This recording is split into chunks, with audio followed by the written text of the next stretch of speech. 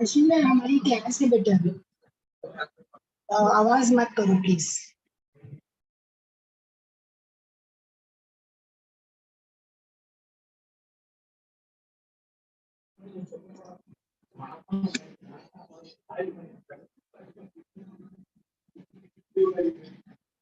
Yeah, good morning all.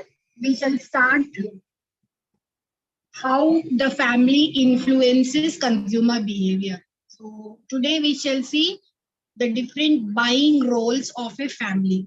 See, we all know families, no, they are instrumental no, in making decisions, because each member constitute his own personality, attitude, and behavior, and no helps or facilitates in decision making process of buying a products or getting a service. Okay, so families, they exhibit instrumental and expressive role behaviors. Okay, so marketers, they should understand these roles so that no they can target or they can plan a marketing strategy accordingly. Okay, so these two roles, that is instrumental role, we can call this role as functional role also. We can call it as an economic role also, because no it involves financial, then performance and other functions performed by all the group members. Okay, so these roles are very critical, and they are the benchmarking, and there is a threshold limit for the family purchases. So therefore family is playing an instrumental role. Next we come to know about expressive role.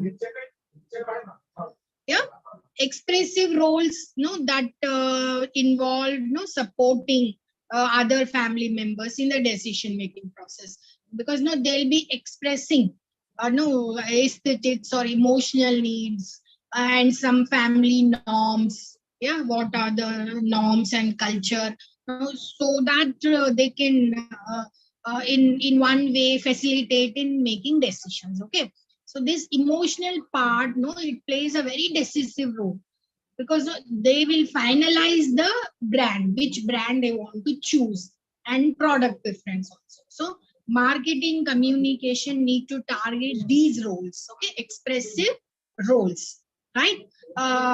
So that you can reap the purchases by the family. Okay, so now how the individual roles in family purchases, as I told you yesterday, he is influencing as an influencer, as a gatekeeper, as a decider, as a buyer, as a preparer, as a user, as a maintainer, as a disposer. Okay, so that you all have to remember. Now we have a family life cycle. Let us understand a traditional life cycle. Okay, excuse me. Traditional life cycle is a progression of stages through which many families pass. Many families, starting from we can say bachelorhood, then moving to marriage, and then growth of the family with the children in it, and then sometimes contraction, death of separation, and all those things, and then it would be a dissolution of the basic unit. Okay, so we can say that there are 5 stages in a traditional family cycle. One is bachelorhood. Okay, young singles, adults living apart from parents, we call them as bachelorhood stage. And then second two is honeymooners. These are young married couple. Okay. Then we have stage 3 that we call it as a parenthood stage. That is married couple with at least one child living at a home. Okay. Then fourth stage is post parenthood. Okay. Post parenthood. An older married couple with no children living at home. Then a dissolution, that is only one surviving spouse. Okay, of the two, one may die or left with only one person in the family. Okay, so this is a traditional family life cycle. Okay, then we'll move to how the consumption interest would be in all these stages, right? Now, when we see a bachelorhood, that is young single people living, now their preference would be always they look for some products like games, toys, okay, sports, fashion, clothing, no apparels like recreation and entertainment. No, these are the products they would be looking for. No, these interest. Okay, interest shown for these category of products. Okay, then we have honeymooners. Okay, these are the young married people with no children, and their no interest would be in life insurance. Okay, home furnishing. They want know their house to be very decorative, and also house furnishing, and then home appliances, all modern, you know, all these things, home appliances. And they always plan for vacation because so they want to spend more time with one another. So vacations is their interest. And you know, some consumer durables for food and clothing and shelter and all. Okay, some consumer durables. So these are their interests. Now, when we look into parenthood, we can take two stages like full nest 1 and full nest 2. Okay, full nest 1 is young married people with children, right? Now, one parenthood stage, that is nest 1, they would be looking for those goods, no, their consumption interests would be in baby food because they have children, those they look for baby food, clothing, then furniture, then a real estate and medical services, automobiles, and sometimes no, they prefer to have bank loans as well. So this is parenthood interest, nest 1. When we look into nest 2, that is middle-aged people with some dependent children. Okay, some dependent, you know, till especially in India, till graduation they'll be dependent on the parents. So we call this parenthood as nest 2 stage. Now, at this stage, the consumption interest would be they'll be focusing more on child's education, okay, their career and all, and they spend more on food, more on clothing and recreation, also fun and joy. They want entertainment, and no, they'll be very particular about child insurance. So this is the stage where the consumption interests are. Okay, so this is parenthood, nest 1 and nest 2. Then we have post parenthood, we can call it as nest 3 stage, wherein there would be old parents, again with dependent children. Okay, in nest 2 is middle-aged married couple, but here in post parenthood, old parents with dependent children. Now, their consumption interest would be, they want some servants, helpers, such type of services they do need, and higher education, then luxury products, and they think about international vacations. International vacations, and some donations also they'll contribute, social donations or social contributions, we can say. Okay, this is the parenthood nest 3. Then we have a next is empty, we can call it as empty nest. Again, old parents with independent children. Now here the consumption interests are healthcare services, home security services, then basic necessities, then value for money products. So these are the things. So when a marketer is dealing with bachelorhood and his products are related to it, then he has to produce games or toys and sports or fashion items. Okay, so these are the things they have to keep in mind. And the last family life cycle stage is a solitary survivor. Okay, or we can call it as a as I told you in the beginning, that is dissolution we can call.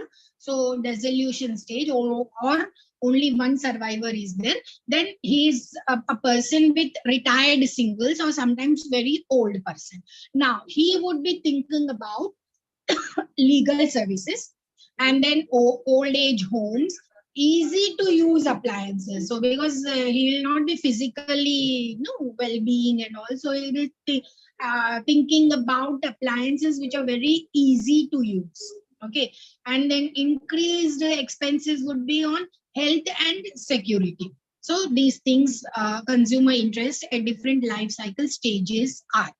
Then that is all traditional one. That modern life cycle also is there. That is uh, like the underlying socio-demographic forces, that is driving them to expand this family life cycle model. Because we find in modern family life cycle divorces or late marriages, okay, with or without the presence of children they are living. So this is a reality of modern family members. So hence the modern family life cycle has changed. Okay, or they may adopt a child, they are going for a surrogacy. Yeah, such things are happening. Okay, so there's a lot of, we can say, an integrated type of things happening, like young married with children, so we have different stages here, like a young single, okay, young married without children, young married with children, okay, middle age married with children, or divorced with the children, right?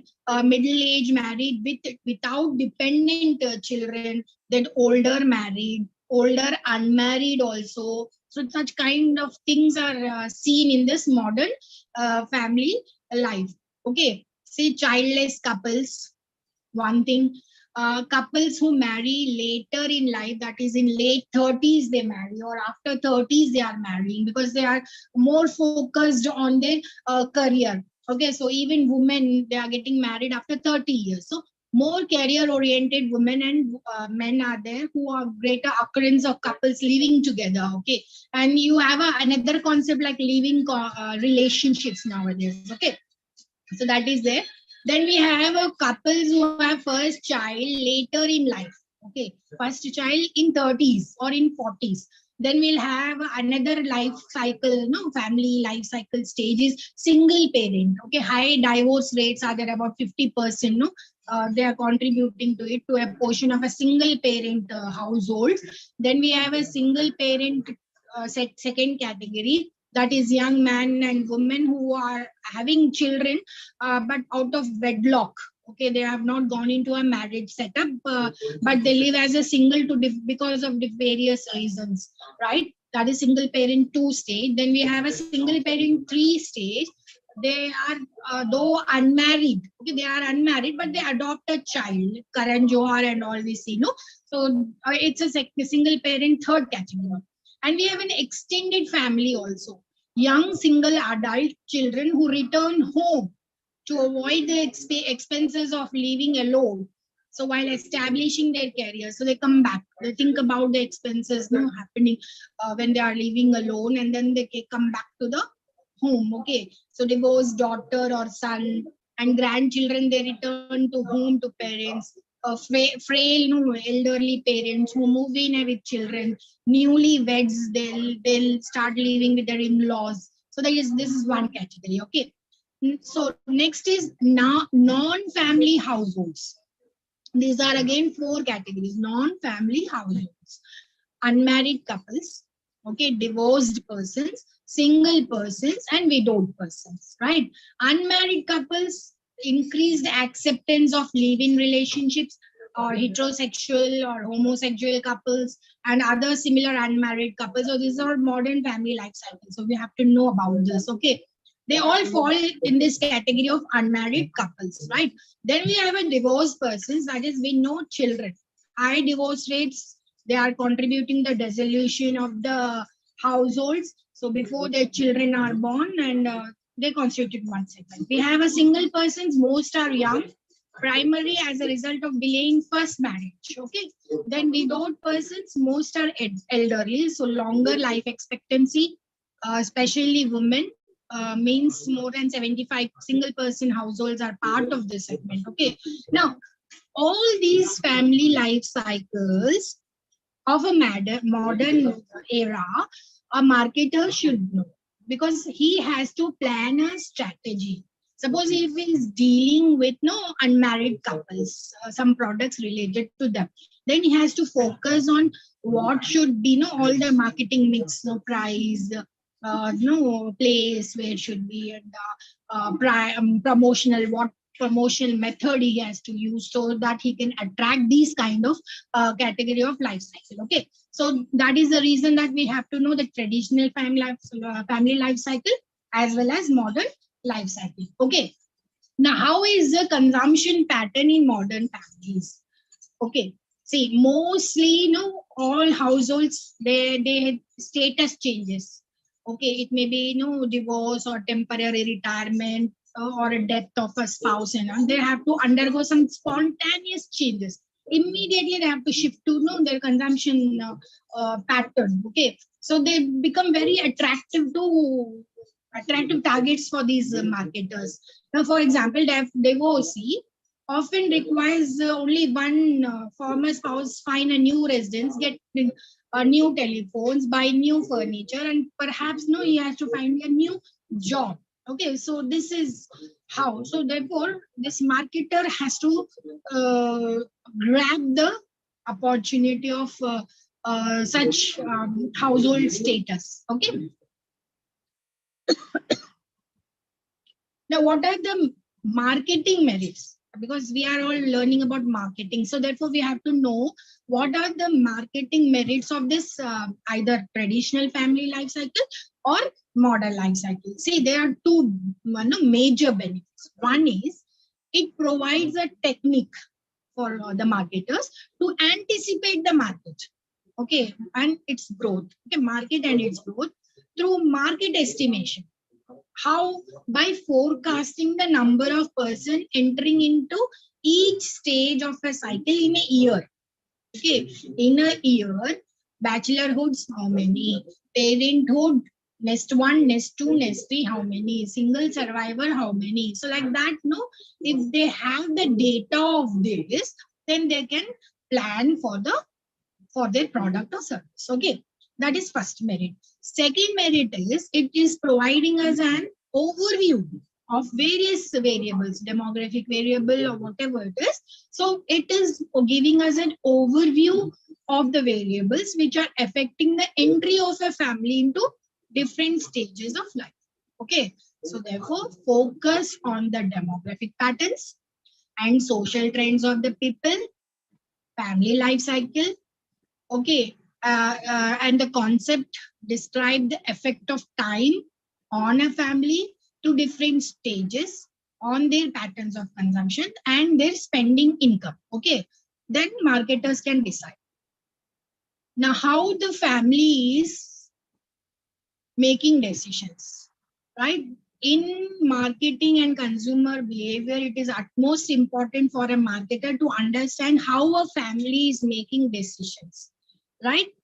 In buying any product, because it will be a collective. Suppose if a family has 4 people in it, and everyone has their own needs and aspirations, and they all need some kind of services and all. So each individual will be deciding on who or what has to be brought for them and for themselves and for the family.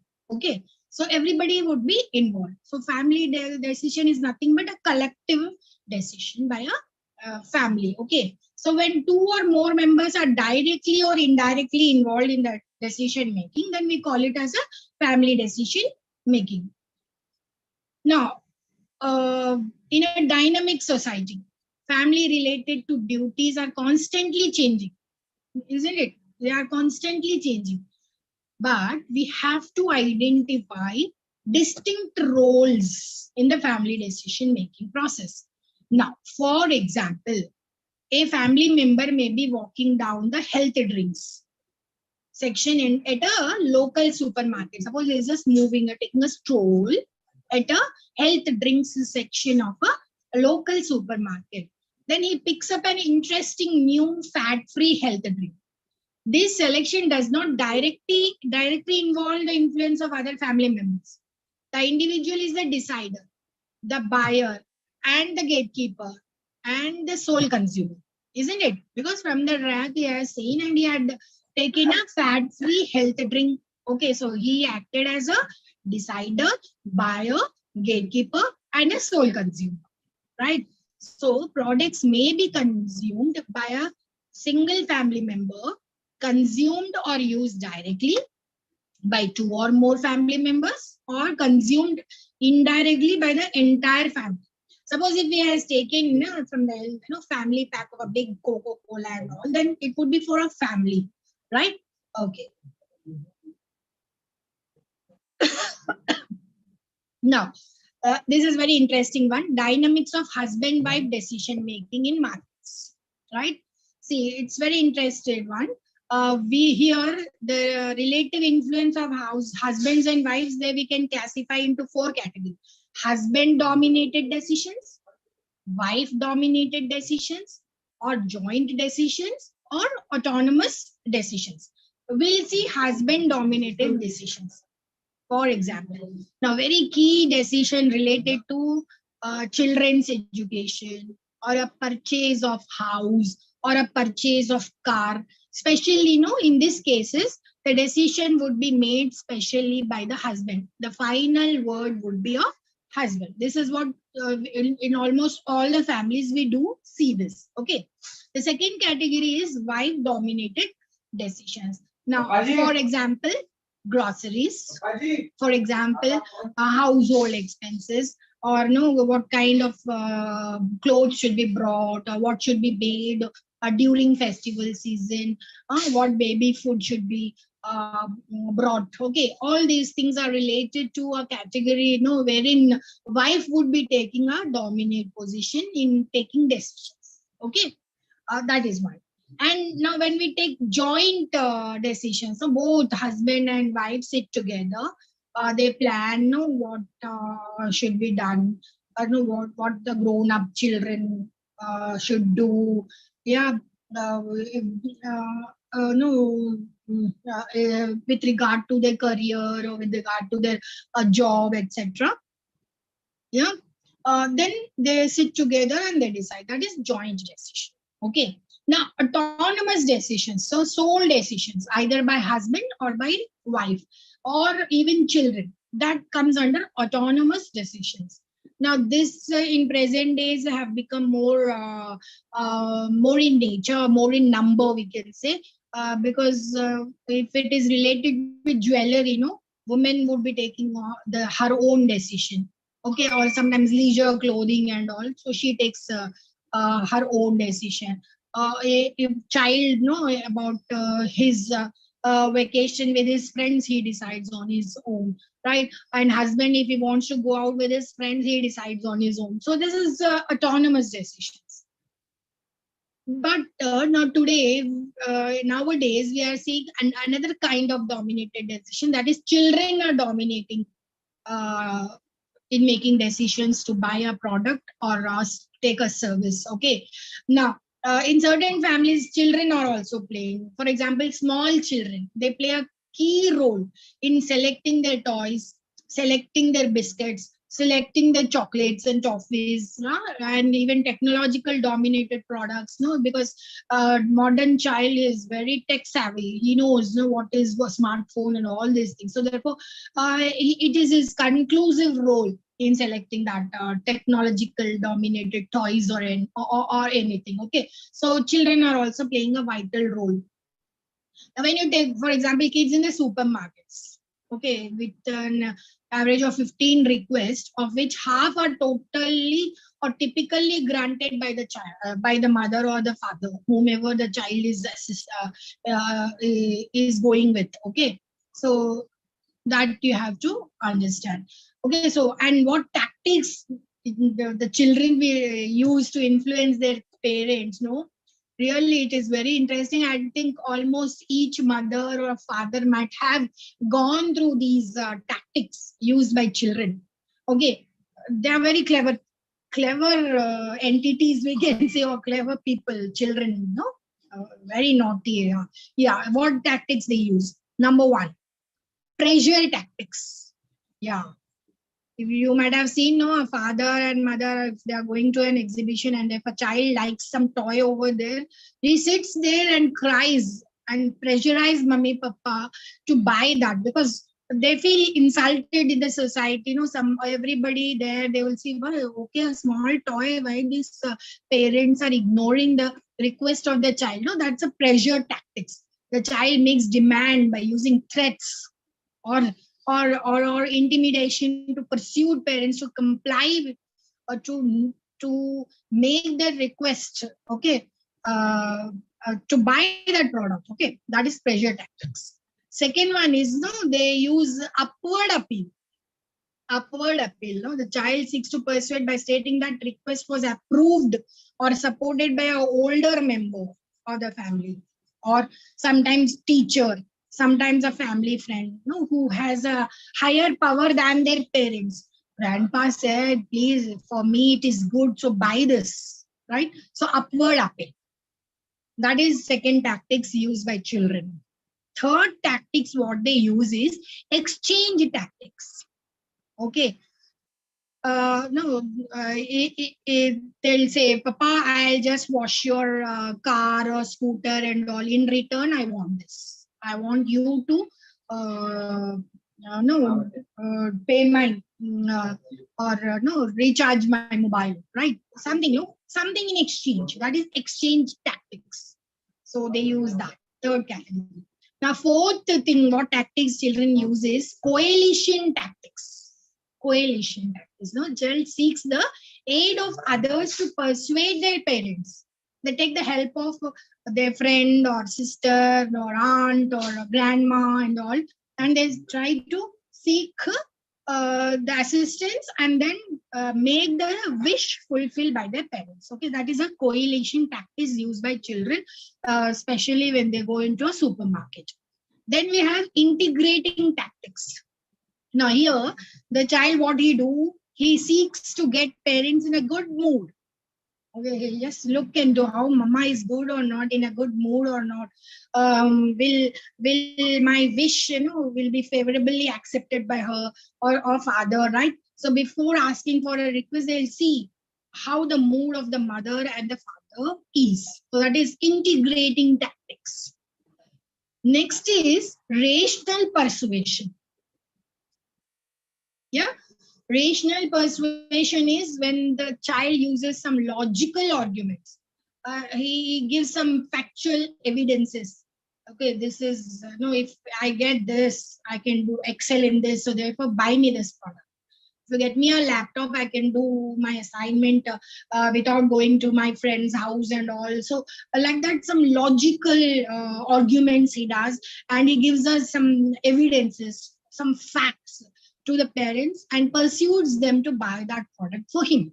Okay, so that is rational persuasion. Next, we have inspirational appeals. Inspirational appeals, right? He makes an emotional appeal or proposal, that arises some enthusiasm by appealing to values and ideas of the family. So some inspirational appeals, right? If he wants something in the house for himself, he gives an inspirational speech, right? And then and persuades their parents or persuade his parent to buy. Okay, that is inspirational appeal. And another tactics, is consultation tactics. The child, he seeks involvement of parents in making the decision. So he consults, especially with regard to his career and all. Then he will be consulting the parents. Then he involves them also in making the decision of if any product is, if he likes, or an insurance premium or something like that. Then he takes the what I can say, consensus of the parents as well, or involves them also in making that decision. So these are the tactics a child uses. Okay. Now, what are the types of family buying decisions? This is another category, right? See, family buying decisions, it varies from families to family, and the role each member plays in the family. Okay, and each type of product, what they want, so they'll be changing, right? So they may either be, see, the decisions may either be consensual, accommodative, economic resources, or cultural norms, or expert power, or legitimate power, bargaining power, or reward or referent power, or emotional power. Okay, we'll see what consensual type is there in making family decisions. Okay, or family decision by. See, everyone in the family, they may agree. Okay, for a desired outcome. Yes, this is the location where we can construct our house. So consensual would be there. Everybody in the family, they agree. So consensual. Accommodative is there would be some conflicts between each member, and some may say yes, some may say no. Then majority, if they are saying yes, then they go for that particular product. So accommodative, right? Yeah, when making decisions, some elements of power also would be there.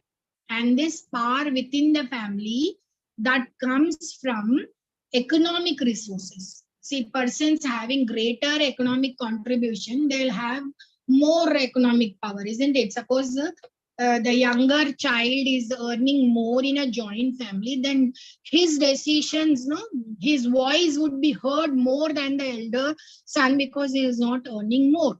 So that is economic power, we can say. Okay, so how much economically strong he is, then they will listen to him first. Okay, then some cultural norms. So in a male dominating society, especially, we have husband having a supreme power, yeah, greater dominating power, so he'll decide. Okay, and expert power. Suppose in a family, a small child of 12 years, but is very genius in technology and all, then knowledge becomes, everybody would be asking if they want to buy a smartphone, if they want to buy an AC, if they want to buy any no app or anything, or download any app from the Play Store or Google Play Store and all, they'll ask the child because he has an expert knowledge on that. So his power, no, because he has more power on the, or more knowledge about that product, so they may ask him. Okay, usually if it is related with cars and all, husbands, they know, they have a good knowledge about cars and all, therefore they make a decision, right? Then legitimate power, it depends on the role of family members they are playing. So legitimate, grandpa is holding a good position, legally is the head of, or you can call him the karta of the family, then he'll make the decisions. So he has that legitimate power. A bargaining power, okay, power through give and take method. If the other day I agreed to your decision, now you agree to my decision now. Okay, so bargaining power. Reward, so giving rewards to others which are liked and appreciated, then that power would be there.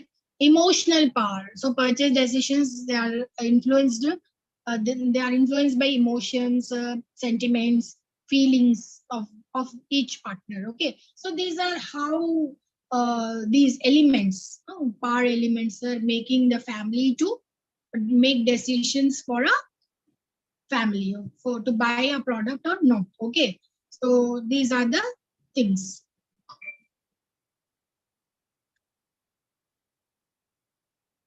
Now we'll move to social and cultural influences. See, a consumer, we all know, is a part of a society. He may be a member of a family, uh, of many groups in a society. So his buying power will be influenced by these groups, isn't it? Primary groups of family, friends, and close associates. No, they exert some influence on his buying behavior. If he is a member of an elite club where his dress norms are different, then that organization would influence his decision making, right? So this is how social and cultural factors are determining the buying behavior of a consumer. We'll see what are the social factors. See, social factors, they are reference groups, immediate family members, relatives, role and status in the society. Okay, right? See, a family, as I told you in the previous, I mean, 30-40 minutes, that it's a social group. It's also an earning, consuming, and decision making unit. Each member, they play a crucial role, yeah, in designing one's preferences and behavior, and that is how the family is influencing. Okay, there are influences in two ways: influences the personality, attitude, beliefs, and characteristics of the individual. Second one is influences the decision making of an individual, with special, with respect to the purchase of certain goods and services. Okay, so family. Reference group. Now, in this, we have normative reference group, comparative reference group, indirect reference group. Okay, three categories. Normative reference group. See, these reference groups, they influence the general values or behavior. Okay, we call them as normative reference group. If we take an example of a child's normative reference group for a child's family, it's the immediate family, which is likely to play an important role in molding the child's general consumer values.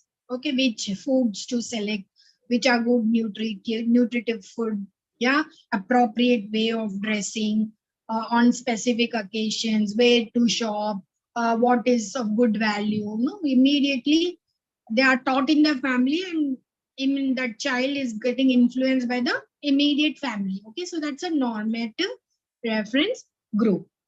Comparative reference group, right? See, it may be neighboring family whose lifestyle appears to be admirable and worthy of imitating it, then definitely they would be influencing the behavior of this factor. Okay, so comparative reference. Then we have indirect reference group. Okay, so we do not have a face-to-face contact, but they would be indirectly referring, becomes the reference group to buy. For example, movie stars, sport heroes, or political leaders, or some TV personalities, or some well-dressed and very interesting people, then they will definitely influence, because everybody want to have a celebrity feeling like. Okay, so they would be indirectly becomes the reference group to buy that product. Okay, now for example, Nikkei or Titan watch and all, they give a celebrity appeal, so therefore we also want to have that products in our house, isn't it? We all do want a Titan watch. Okay, like that.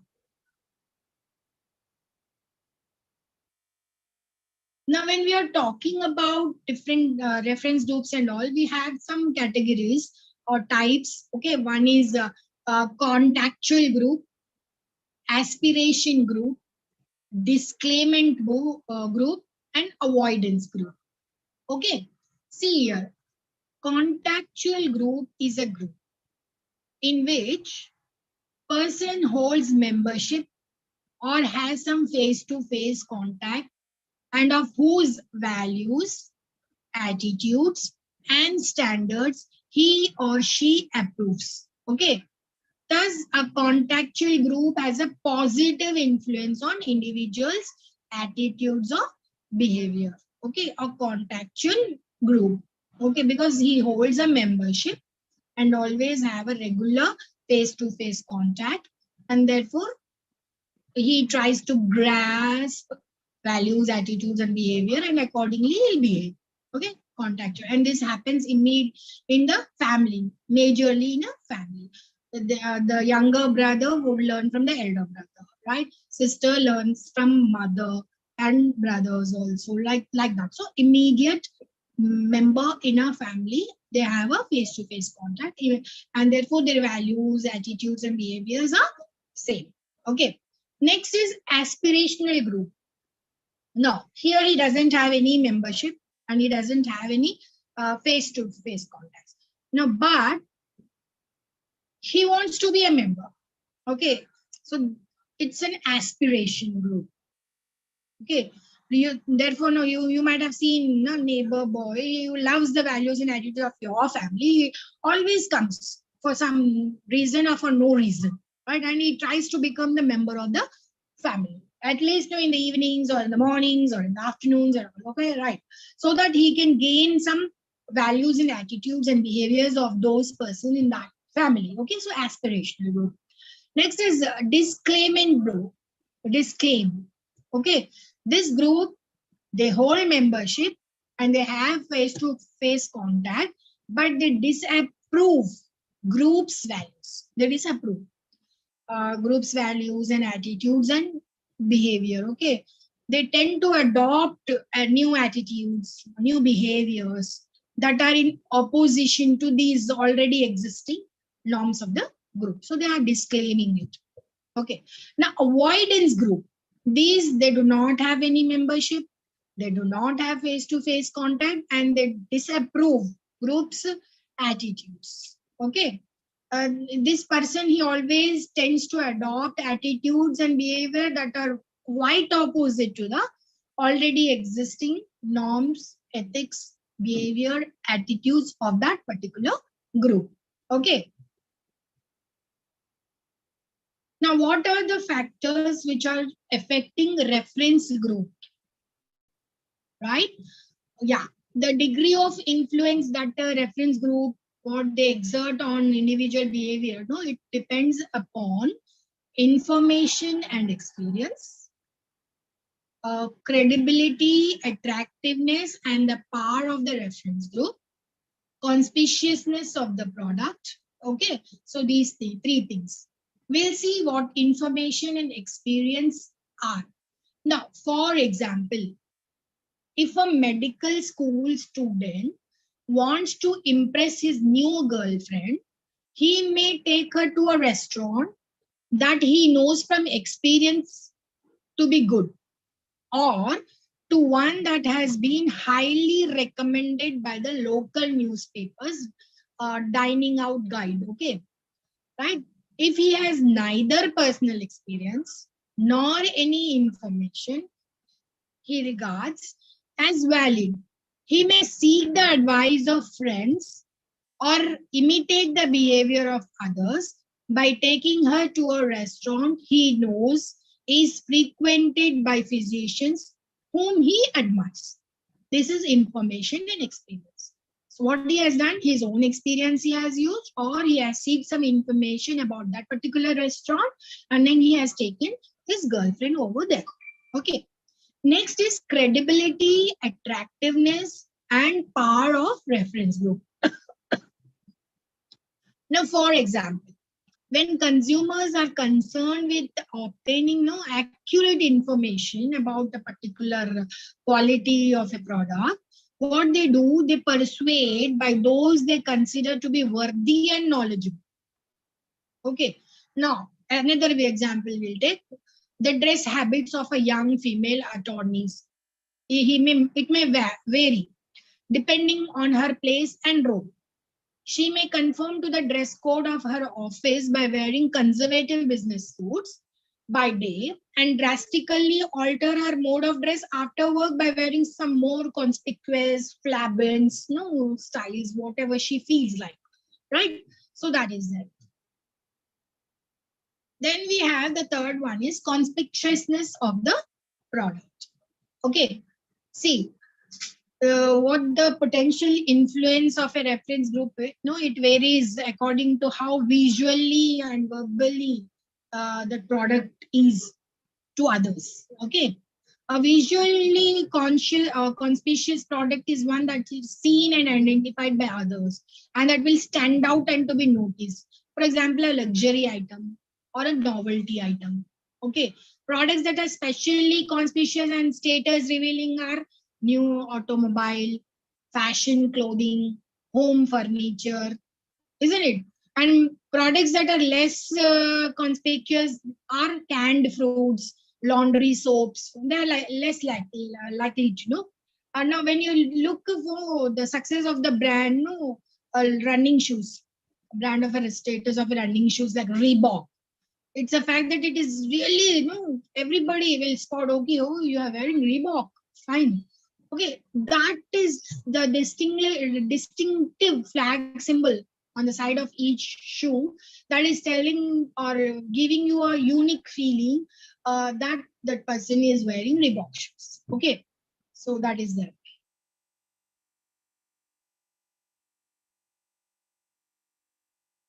Now, how these reference groups will benefit the markets. Now, this is the point we have to know now.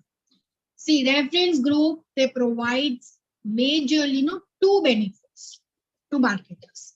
One is they increase brand awareness. Okay. And second one is reduces perceived risk related to that product or service. Now, we'll see increased brand awareness. See, reference group, what they do is they appeal. They provide the advertiser with the opportunity to gain and retain the attention of prospective consumers with greater ease and effectiveness than is possible with many other types of promotional campaigns. Now, this is truly with celebrity form of reference groups. If you see, Akshay Kumar or Shah Rukh Khan or Salman Khan and all, whatever they say, we would feel that ourselves as a celebrity and we try to imitate it. Okay, so that is how this reference group is increasing the brand value of your.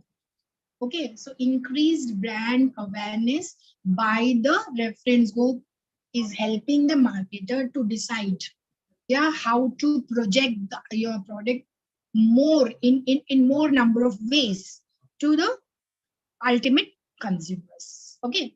Second one is reduced perceived risk. See, the use of one or more reference groups, what they do, they appeal. Okay, their appeals, they serve to lower the consumer's perceived risk in purchasing a specific product. Okay. We'll take here three categories: celebrity, expert, and common. Okay, these reference groups. So consumers who admire a particular celebrity, maybe Shah Rukh Khan, maybe Akshay Kumar, or maybe any other sports person or any other, whatever they endorse, that remains a testimony. It becomes a fact for them. Okay, for example, she wouldn't do a commercial for that product then if she didn't believe it was really good, isn't it? We come across the particular actor has not accepted to do this ad because the product doesn't have that quality. So if it has come to the consumer by some reference group, then he'll also believe that and he will not buy that product.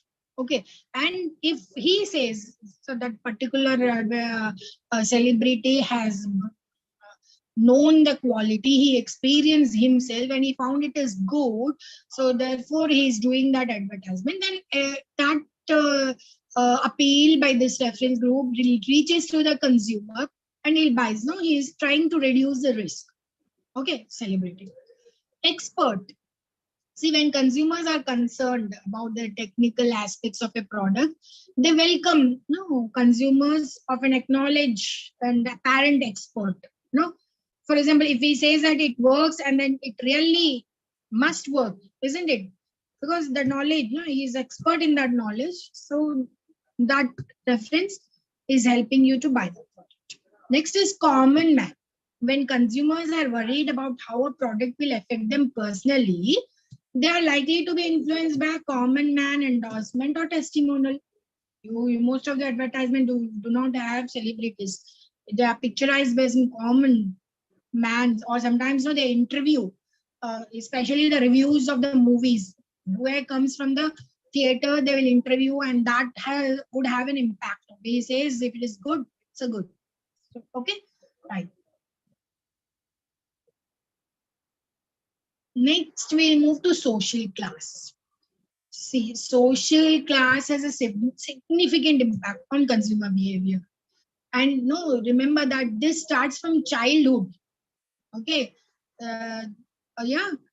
Social classes that starts from childhood, and no, they have some characteristics. Okay.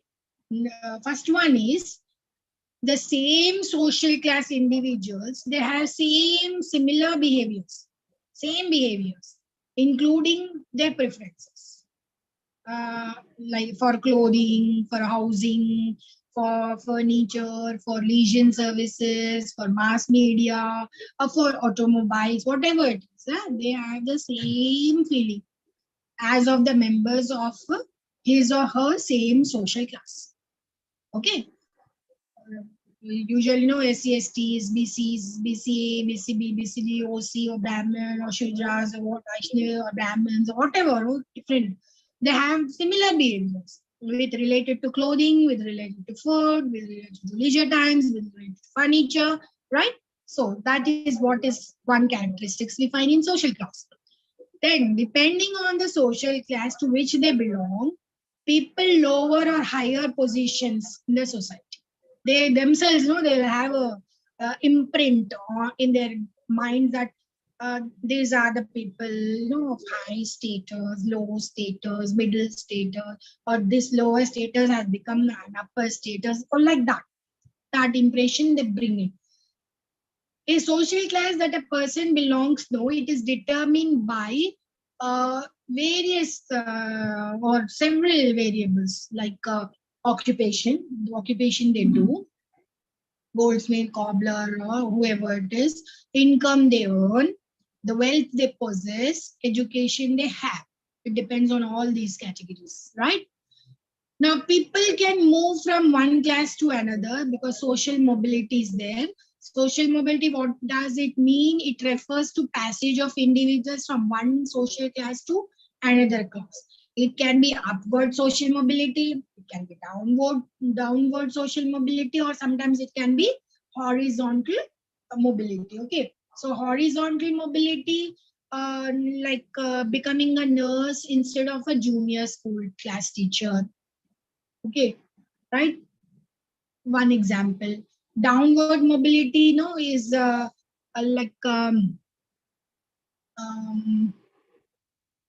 what we can say.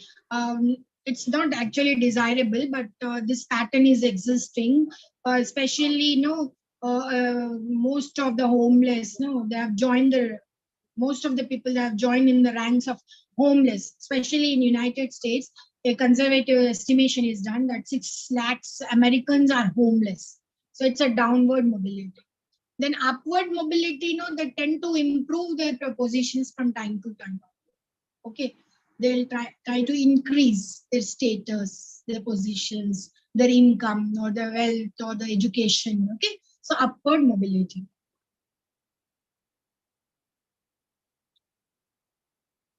Yeah. Now, based on this, factors affecting social class, we can classify as low, medium, and high. Lower class, middle class, and higher class. Okay. Now, when we see the factors affecting lower class, the characteristics we find are lower occupation, they do not have any authority, very less income, poorly educated, or sometimes illiterate, or minimum education. So these categories are not, especially are labor class, or attendees, or blue collared, we can say, substaff, or clerks. They come under this lower class social status. Okay. Next is middle class.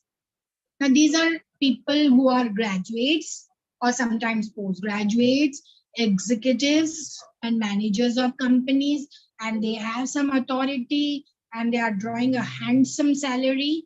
Okay. Some they save it and some they invest. Okay, some of the amount of their salary they save it and sometimes they invest. So this category, are executives, middle-level managers, lecturers, gazetted officers in the government offices. They all come under middle class. Okay, now higher class. These are authoritative person trying very handsome salaries. They are professionally qualified, all right, and they work at a very senior position. Okay, sometimes are born into a rich family. Okay, their existence itself is from the rich family.